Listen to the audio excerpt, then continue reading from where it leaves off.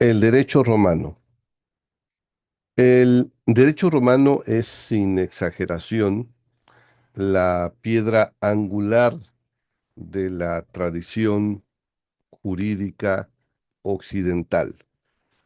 Su estudio es indispensable para comprender la esencia de numerosas instituciones y conceptos que aún hoy definen el derecho contemporáneo en gran parte del mundo. No se trata solo de un cuerpo normativo del pasado, sino de una herencia viva que nos conecta con los fundamentos del pensamiento jurídico.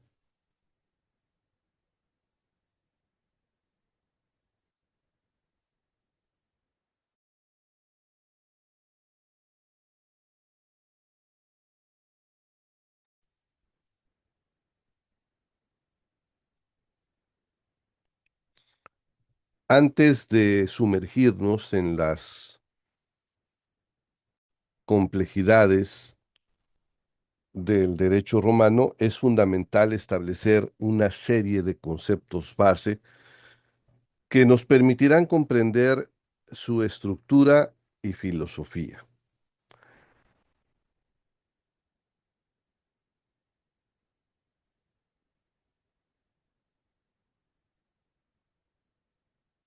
Comenzaremos con los tres preceptos de derecho de Ulpiano.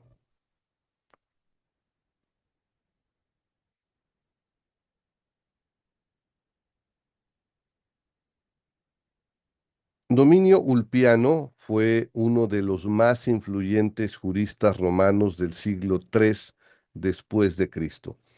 Sintetizó la esencia de la vida jurídica en tres máximas fundamentales que aún resuenan en el pensamiento legal. Honeste vivere, vivir honestamente. Este precepto apela a la moralidad y la ética individual. Implica llevar una vida íntegra de buenas costumbres y rectitud, tanto en la esfera pública como privada.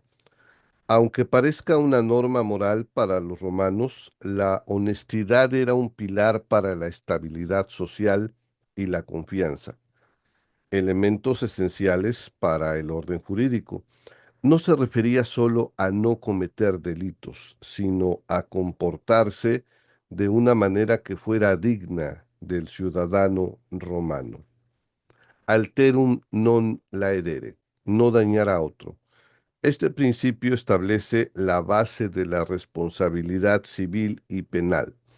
Es una norma de abstención que prohíbe causar perjuicio a los demás, ya sea en su persona, sus bienes o su reputación.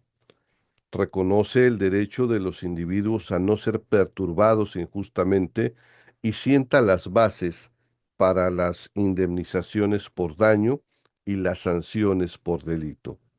Es un pilar fundamental para la convivencia pacífica. Y sum cuique tribuere, dar a cada quien lo suyo.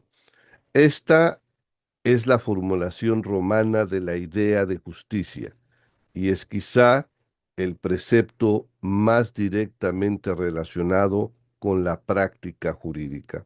Implica la constante y perpetua voluntad de atribuir a cada persona lo que le corresponde según el derecho, sin favoritismos ni arbitrariedades. Abarca desde la correcta atribución de propiedades hasta la justa sanción por una infracción.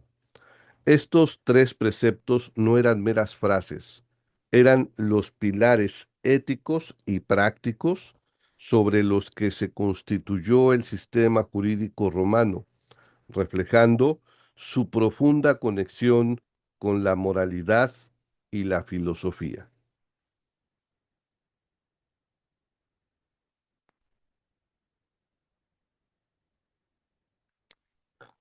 Los valores jurídicos, justicia, jurisprudencia y equidad.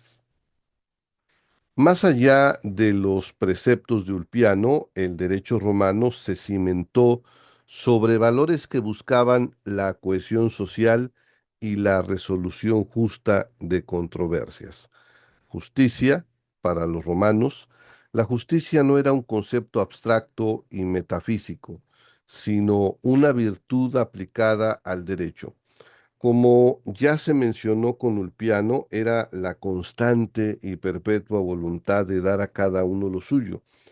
No se trataba de una igualdad matemática, sino de una proporcionalidad que consideraba las circunstancias y el estatus. Es el fin último al que aspira el derecho. Jurisprudencia. En el contexto del derecho romano, la jurisprudencia no se refería como hoy al conjunto de sentencias de los tribunales, era la ciencia del derecho, el conocimiento y la habilidad de los juristas para interpretar el ius, resolver casos prácticos y asesorar tanto a particulares como magistrados. Los juristas, llamados prudentes, eran los verdaderos creadores y desarrolladores del derecho romano a través de sus responsa, respuestas, y digesta, compilaciones de casos. Eran los encargados de discernir lo justo de lo injusto. Equidad, aequitas, era la moderación de la estricta aplicación de la ley para adaptarla a las particularidades de un caso concreto, buscando un resultado más justo y razonable, cuando la aplicación literal del ius llevaría a una injusticia. La equidad permitiría flexibilizar la rigidez de la ley para alcanzar la justicia en situaciones específicas. Fue especialmente desarrollada por los pretores a través de su ius honorarium.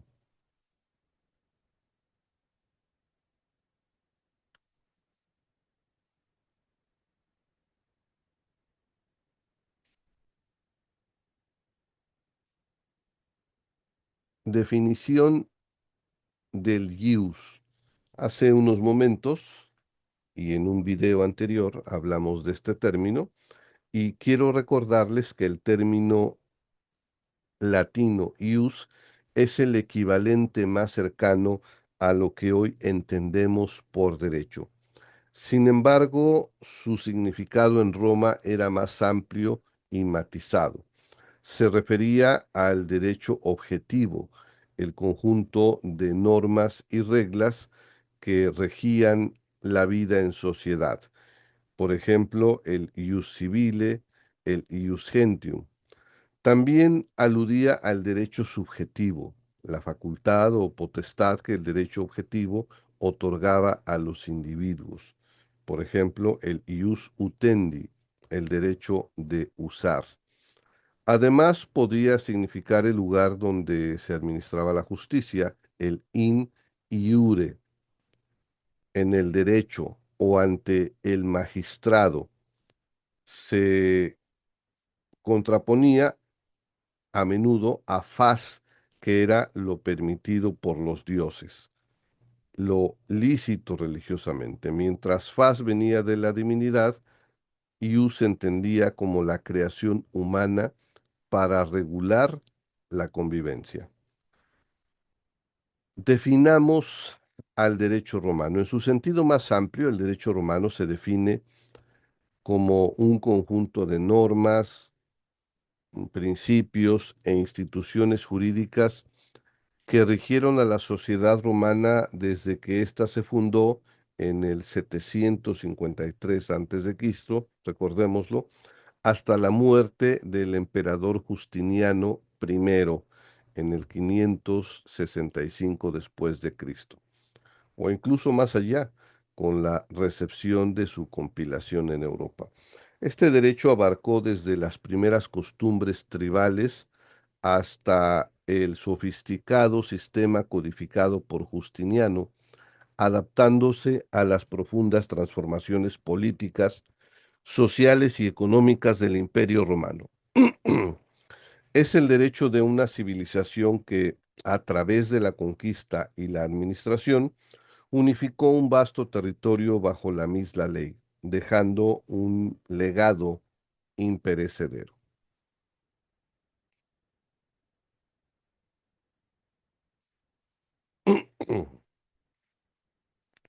Hablemos de la división del derecho romano. El derecho romano no fue estático, evolucionó a lo largo de los siglos que duró el Imperio Romano y se adaptó a las diferentes formas de gobierno y a la expansión del Estado. Su estudio suele dividir cronológicamente de acuerdo con los periodos políticos de Roma. En primer término tenemos la civitas primitiva y la monarquía, que abarcan del 753 en que se funda Roma antes de Cristo al 509 antes de Cristo.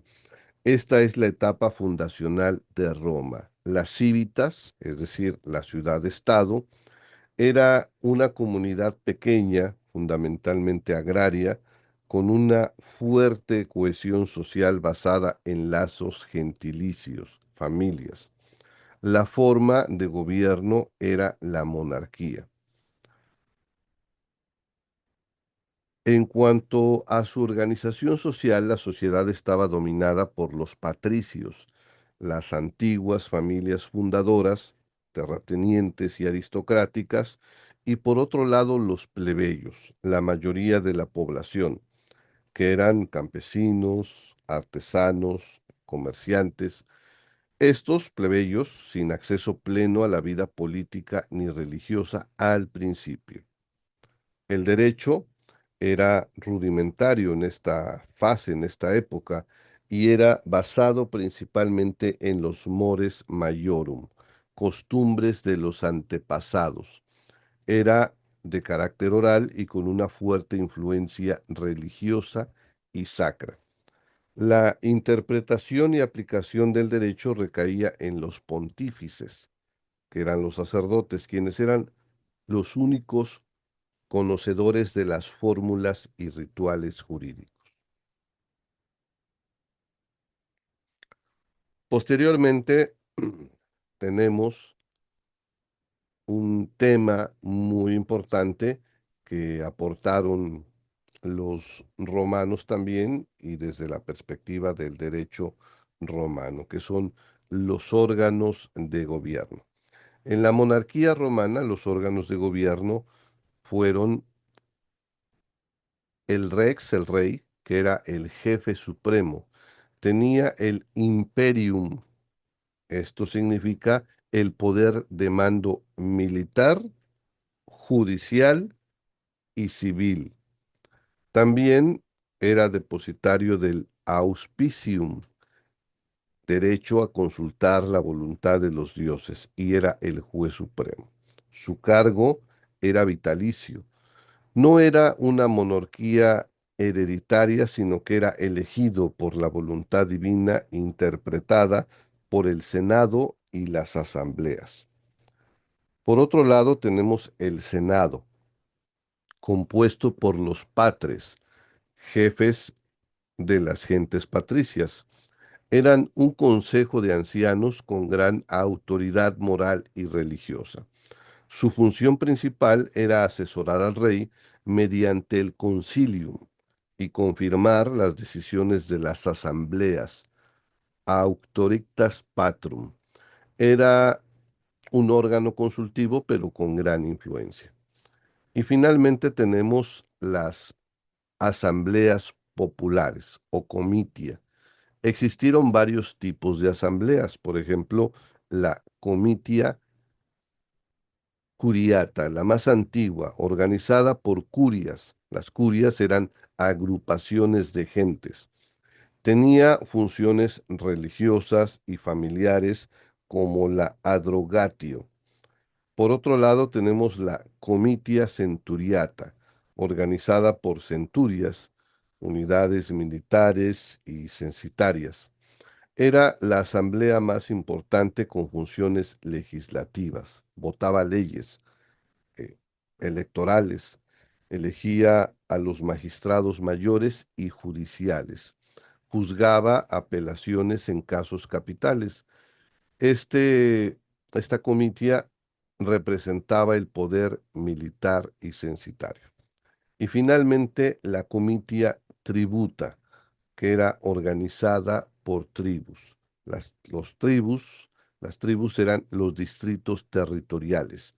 Esta comitia tributa elegía a los magistrados menores y votaba algunas leyes.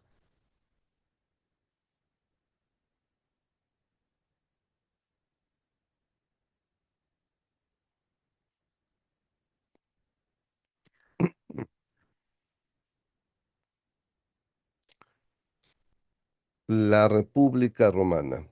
En esta fase de la historia romana y por consiguiente del derecho romano, es una fase en la que se da la transición de la monarquía a la república y se dio tras la expulsión del último rey etrusco llamado Tarquinio el Soberbio.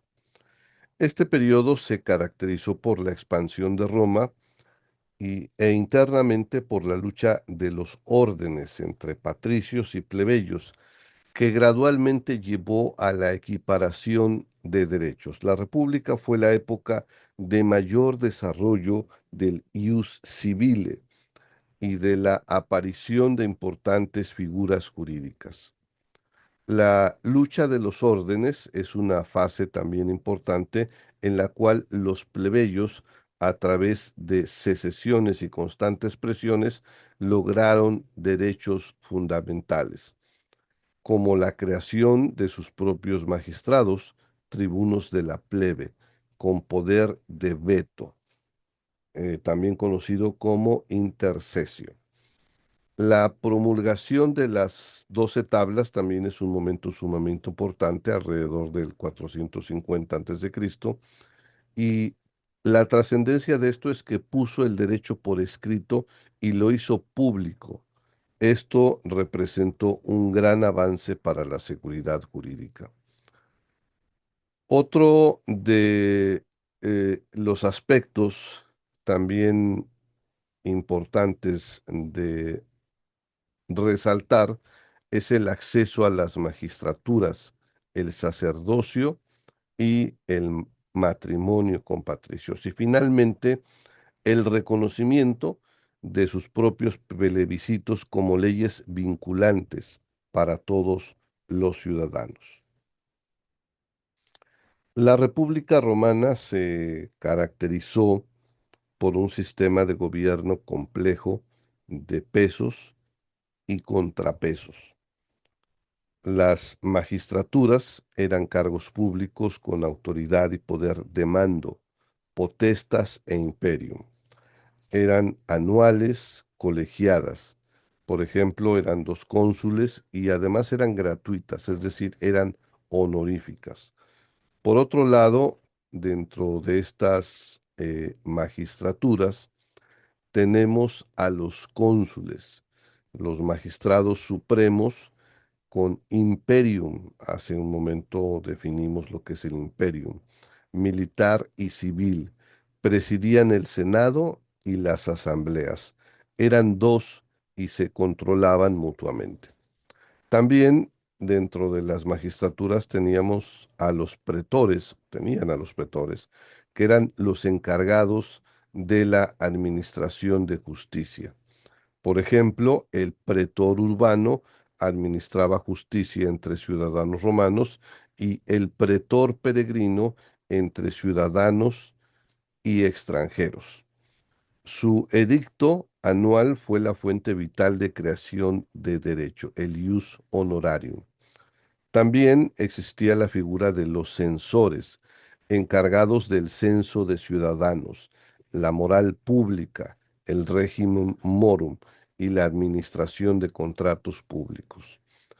Otra figura son los ediles a cargo del orden público, mercados y espectáculos, los cuestores que administraban el tesoro público. También, finalmente, me gustaría mencionar a los tribunos de la plebe. Estos eran magistrados plebeyos con poder de veto, de eh, el término latín is intercesio, sobre las decisiones de otros magistrados y el Senado, con sacrosantidad. ¿Qué significa esto? Que su persona era inviolable. Hablemos del Senado. Durante esta fase de la República, el Senado se convirtió en el órgano más influyente y prestigioso de Roma. Compuesto por ex magistrados, era el centro del poder político. Sus funciones eran que asesoraba a los magistrados, senatus consulta, gestionaba la política exterior, las finanzas públicas, la religión y la dirección general del Estado. Su auctoritas, es decir, la autoridad moral y política, era inmensa y prácticamente obligatoria para los magistrados. Y finalmente tenemos a las asambleas populares, la comitia y concilia plebis. La comitia centuriata, que seguía eligiendo a los cónsules y pretores y votando leyes importantes. La comitia tributa, que elegía a los ediles y cuestores y votaba leyes. Y la concilia plebis, asamblea exclusiva de plebeyos que votaba plebiscitos.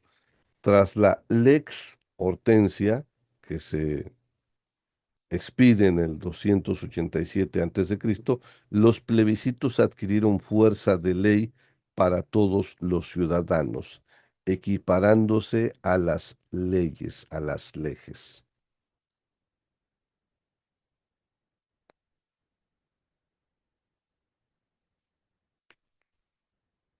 El imperio universal y el principado, que va del 27 a.C. al 284 después de Cristo. La República entró en una crisis debido a su vastísima expansión y a una serie de guerras civiles y a las ambiciones personales de los generales. Había muchas conspiraciones. Octavio Augusto, que es un personaje muy importante de la historia romana, estableció una nueva forma de gobierno conocida como el Principado, que fue una transición hacia el imperio. El Principado duró del 27 a.C. al 284 después de Cristo. Fue una etapa de coexistencia entre las instituciones republicanas y el poder creciente de un princeps, que la traducción o el significado es el primer ciudadano, que era el emperador. Augusto, si bien mantuvo las formas republicanas como el Senado y las magistraturas, concentró progresivamente los poderes.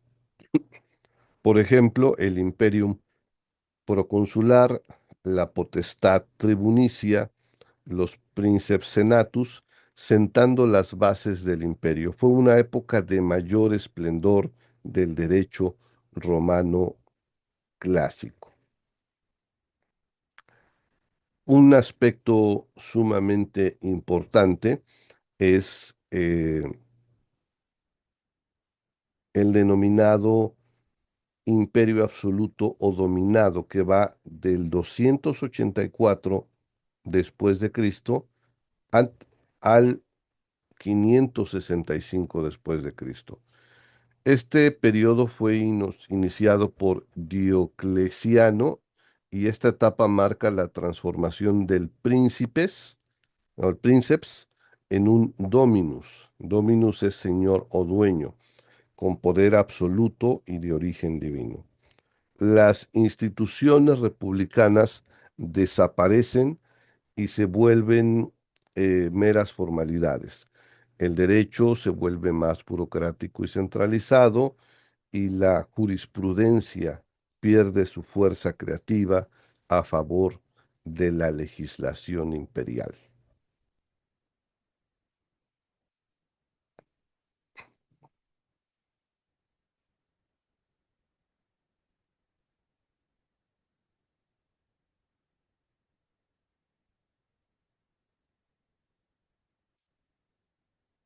Fuentes del derecho romano, del antiguo y preclásico hasta el, estamos hablando hasta el 27 antes de Cristo.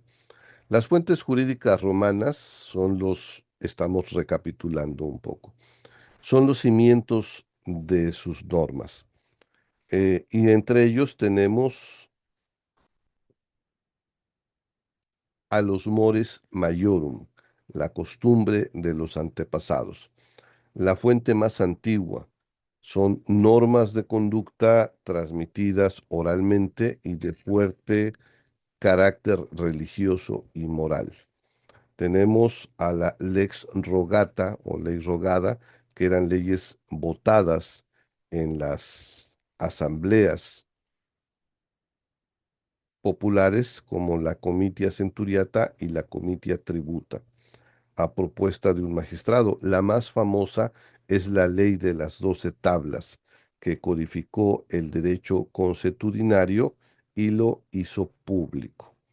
Por otro lado, tenemos a los plebiscitos, las decisiones de la asamblea de la plebe, la concilia plebis.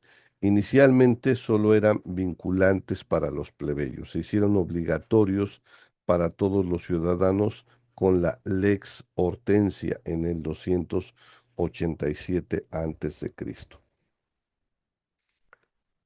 Los edictos de los magistrados, especialmente los edictos de los pretores, al inicio de su mandato, el pretor publicaba un edicto con las acciones y excepciones que consideraría. Esto dio lugar al ius honorarium, un derecho paralelo y complementario al ius civile, que lo actualizaba y lo flexibilizaba. Con el tiempo, estos edictos se hicieron estables, culminando en el edicto perpetuo en los tiempos de Adriano, en el siglo II después de Cristo. Y finalmente tenemos la jurisprudencia pontificial.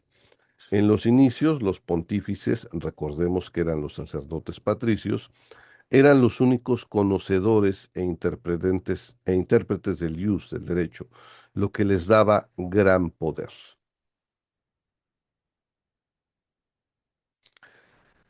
Hablemos de las fuentes del derecho clásico. Esto abarca del año 27 antes de Cristo al 284 después de Cristo.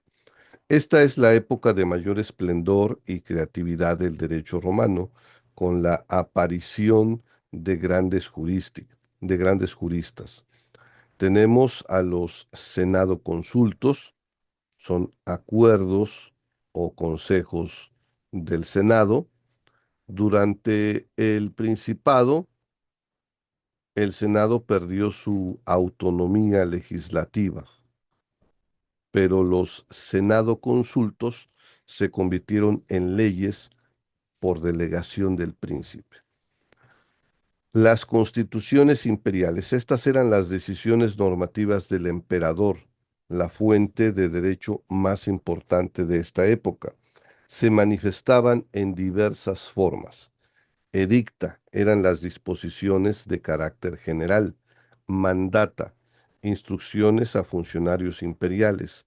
Decreta, sentencias dictadas por el emperador en procesos judiciales. La rescripta, que eran las respuestas del emperador a consultas jurídicas privadas o de funcionarios. También tenemos a la jurisprudencia clásica. Los juristas, por ejemplo, Gallo, Papiniano, Ulpiano, Paulo, Modestino, alcanzaron su máximo esplendor.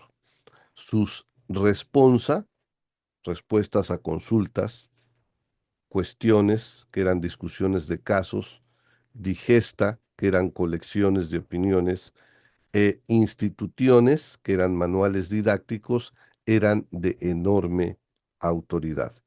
Algunos juristas obtenían el ius respondendi ex autoritari principes, lo que les daba el derecho de emitir dictámenes con la autoridad del emperador, casi equiparándolos a la ley.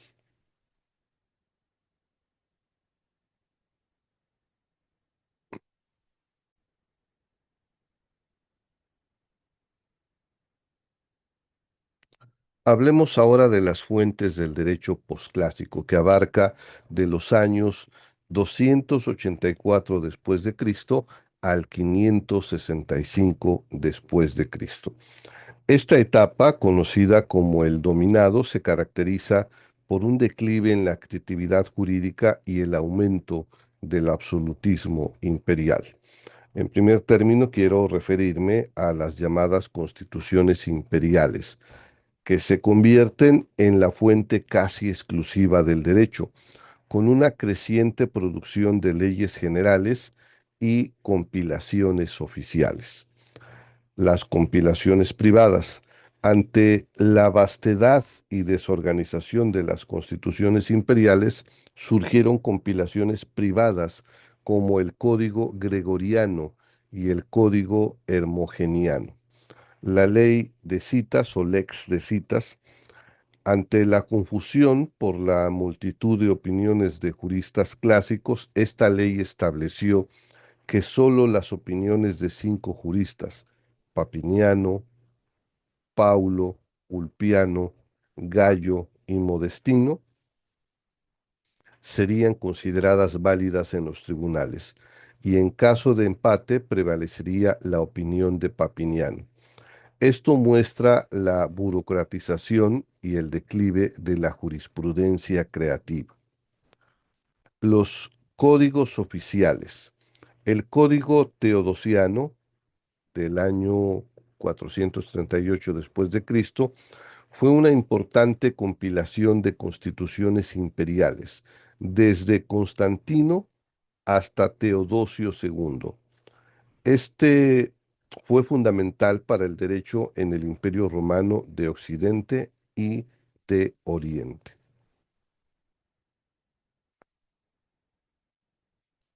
El Corpus Iuris de Justiniano es la obra cumbre y la síntesis del derecho romano. Es el Corpus Iuris Civilis, encargado por el emperador Justiniano I en el siglo VI después de Cristo, del año 527 al 565 después de Cristo, fue un esfuerzo monumental para recopilar, organizar y purificar, por así decirlo, el derecho romano, todo el derecho romano. El códex era la colección de constituciones imperiales, actualizando y eliminando repeticiones del código teodosiano. El digesto o pandectas es la parte más valiosa, una vasta compilación de fragmentos de las obras de los juristas clásicos romanos organizada por materias. Representa el corazón de la jurisprudencia romana. Institutas, que era un manual didáctico para los estudiantes de derecho, estructurado siguiendo las institutas de Gallo. Es una obra clara y sistémica.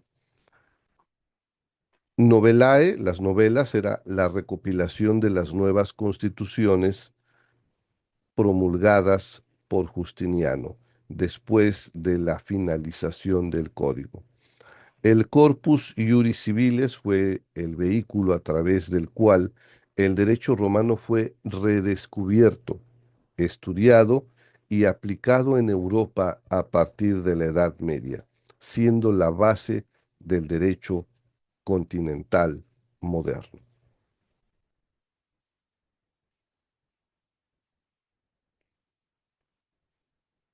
La literatura didáctica y los libros de instituciones. Más allá de las compilaciones oficiales, la literatura jurídica romana fue prolífica, es decir, abundante. Los juristas no solo daban responsa, sino que también escribían tratados, monografías y de particular importancia los libros de instituciones.